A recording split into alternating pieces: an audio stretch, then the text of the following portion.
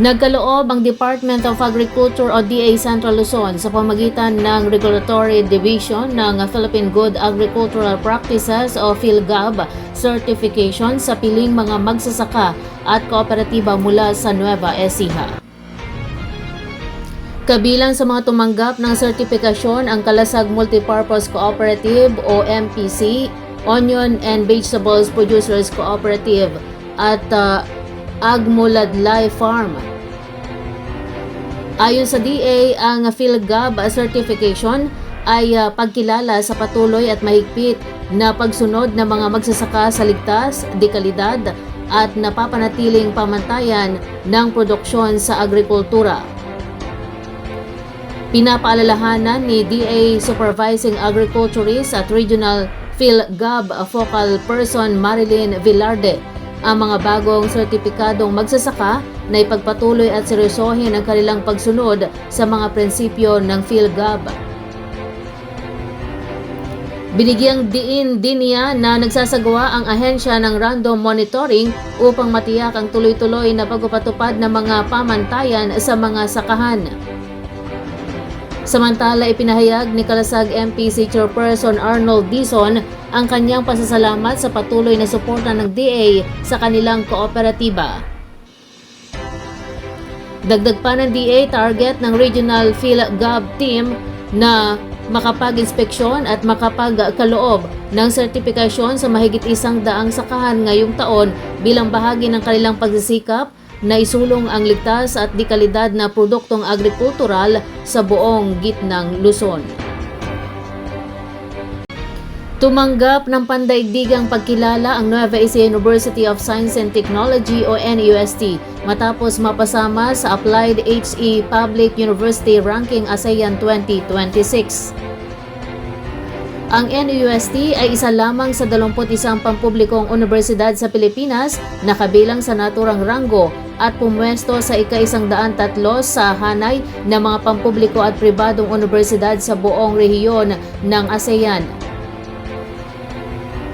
Ayon kay NUST University President Rodora Hugo, ang pagkakasama ng NUST sa Applied HE Public University Ranking ay patunay sa misyon ng universidad na hubugin ang isipan, paunlarin ang karakter at maglingkod sa lipunan, na ang epekto ay umaabot lampas sa loob ng campus.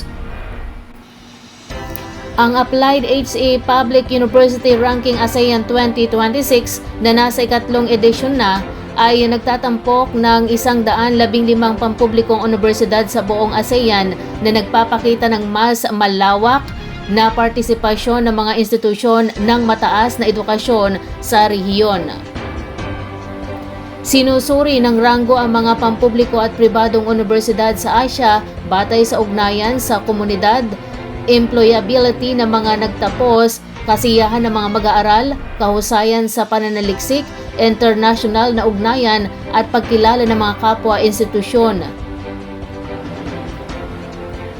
Nakapagtala ang NUST ng kabuang score na 28.28 sa 6 na dimensyon ng pagsusuri na ginagamit sa Applied HE Public University Ranking. Ang pagkilalang ito ay lalo pang nagpapatibay sa posisyon ng NUST bilang mahalagang pampublikong institusyon ng mataas na edukasyon na nagsusulong ng kahusayang akademiko, serbisyong panlipunan at inobasyon sa Nueva Ecija at sa buong rehiyon. Naghihintay na lang ng ECC o Environmental Compliance Certificate mula sa Department of Environment and Natural Resources ang binabalak na 300 megawatts wind power project sa Nueva Ecija. Ang proyekto ay planong itayo ng Danish Fund Manager ng Copenhagen Infrastructure Partner o CIP.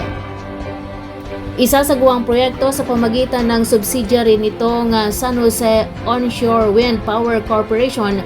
Ayon sa pag-aaral ng Global Professional Services, aabot sa 30.5 billion pesos ang magiging halaga ng proyekto.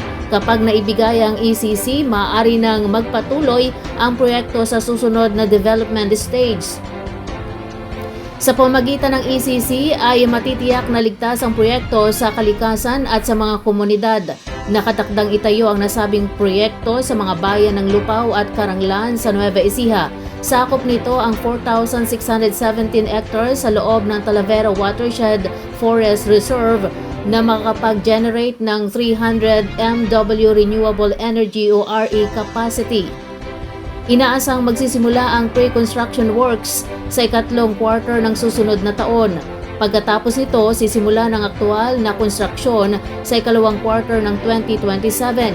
Kung walang magiging delay, inaasahang magsisimula ang commercial operations sa 2029 na magbibigay ng malaking ambag sa renewable energy na target ng Pilipinas.